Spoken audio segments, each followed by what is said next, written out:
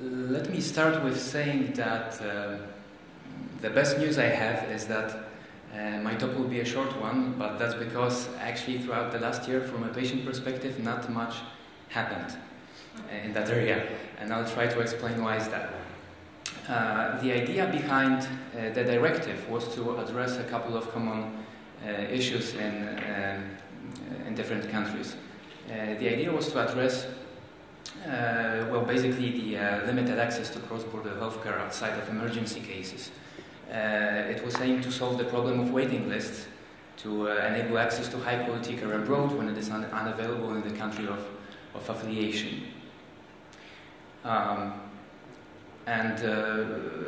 actually the discussions were very difficult already at the stage of preparation of the document, and because not all the EU member states were happy to put their budgets for financing healthcare at risk. And as a result of that, many of the provisions were watered down already at that stage. As Professor Armand mentioned in his talk, the directive came into force already in 2011 in April. The deadline for transposition into national law was October 25th last year. But the reality today is that as a result of watering down already of at the stage of preparation of the document, the directive gives member states a high degree of freedom in transposition, so that they can protect their healthcare financial resources. And those protective measures include solutions that Professor Armand mentioned during his talk. This includes requirement for prioritization, reimbursement only for treatments included in the essential benefits basket of the patient's country of affiliation, and reimbursement only to the maximum amount of that the treatment would cost in the country of affiliation. In addition, member states are pretty slow to transpose the directive into their national laws. So far, actually until July this year, only 12 countries have not or only partially have transposed the directive into their national laws.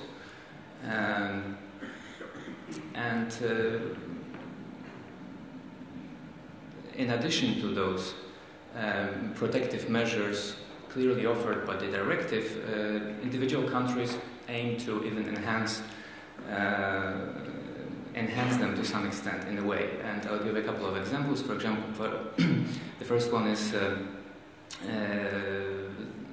that for National Health Fund in Poland will only reimburse the average price and not the maximum paid to Polish state-contracted healthcare providers, depending on the region of residence. And that's because there are discordant prices depending on the administrative region in Poland of different healthcare procedures. Another example, there will be a yearly ceiling amount set for cross-border healthcare reimbursements. This will be at this point approximately 250 million euros. And when that amount will be spent for reimbursement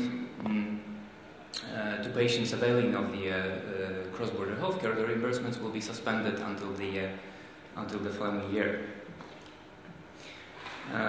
So, why is that? Where do those preoccupations of individual member states come from? Well, basically from this we can see a huge disparity in health expenditures per capita in different countries and in different EU member states. These are not only EU member states, but on both the higher and the low end we have countries that are members of the EU, and we can see that the differences are large, and it brings certain consequences in the form of how health baskets in individual member states are constructed, and it is also reflected in the way the financing systems are outlined. So if we compare, for example, country from the lower end and the higher end, those countries from the lower end tend to underprice their procedures, which basically means that people from the richer countries, which usually means Western countries, will be advantaged, while patients from those lower-end countries will be disadvantaged. And while it may be pretty easy for patients from higher-end countries to go to the countries with underpriced procedure, to go there, go back and claim reimbursement, it may not work that easy the other way around. And to add to that complexity, there comes the way the healthcare financing system is constructed. As I mentioned, one of the provisions says that only, for example, drugs or procedures included in the health basket may be subject to reimbursement, while individual countries have also other sources of financing of drugs and procedures. And for example, this is a simplified way healthcare is financed in Poland. Apart from the health basket, there are also drug prescription programs funded directly from the National Health Fund, and there are also ministerial programs. And this is also of consequence for availing of haemophilia care through cross-border healthcare, since not always health benefits related to haemophilia care are included in those health baskets. In Poland, for example, there are programs as part of both ministerial health programs and also drug prescription programs. But there are, of course, opportunities, just like Professor Ramon mentioned, when a country of affiliation cannot provide patient with healthcare, there is this country may not refuse to grant prior authorization. But again, there are a lot of arbitrary aspects in considering whether healthcare can be provided on the territory of affiliation within a time limit that is medically justifiable or not.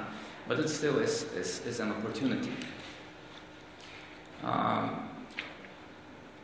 So the concluding remarks will be that the extent of precautionary measures available to member states, but also lack of information will limit the impact of the directive. Patient communities, in my view, are very underinformed in terms of the possibilities given by the directive, and the protective measures taken by individual countries doesn't help in understanding the complexity. As a result, and also as a result of that slowness of implementation in national laws, the directive has not yet made any significant impact, basically, on haemophilia community. And in the short term, it may only make a difference in countries where haemophilia care is very limited, but this will also depend on the specific approaches in changing national legislations. On the other hand, it can make a significant difference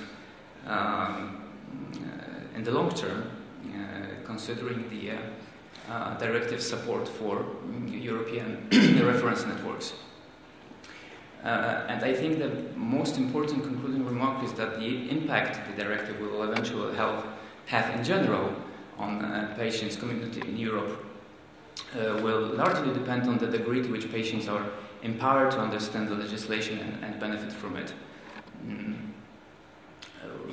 Because at this point, I did a sort of a simple survey. I asked patients from individual animals from individual EU member states, and few of them at least knew that the healthcare directive actually exists and the opportunities it potentially provides.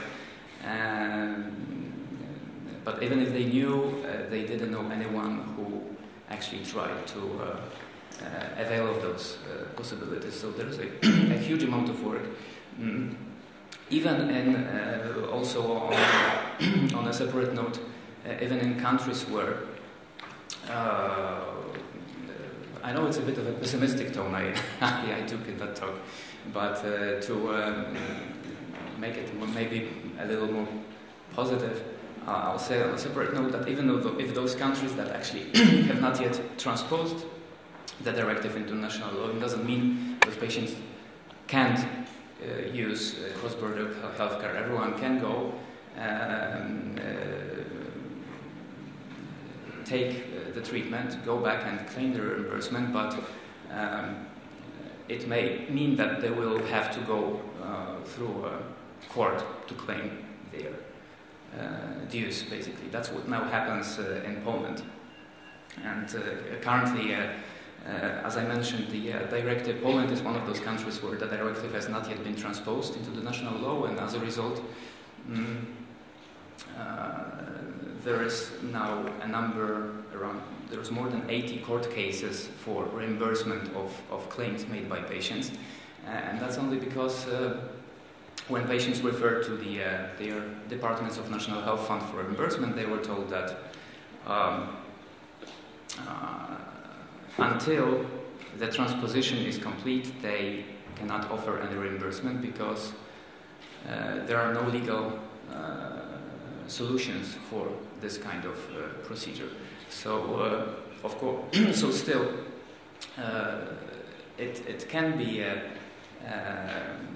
there are open opportunities, they can be taken advantage of, but it may require some hassle and determination. Patients, so far, judging by the precedent cases, have a good chance of actually winning such cases,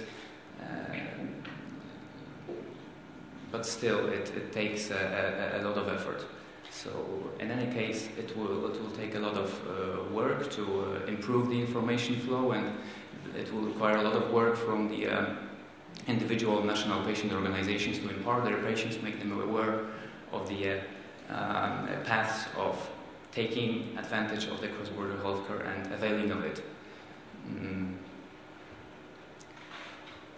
Because otherwise it will be very difficult. So sometimes when looking at the approach of different countries, you could think that some of that under information is sort of purposeful, because, for example, I noticed that one of the countries invested huge amount of money into promoting the healthcare on its territory and outside, in Sweden, for example, to attract patients from abroad to go and take advantage of the treatment. But on the other hand, no money was invested into a similar information campaign for patients inside the country. So it makes you thinking. Thank you.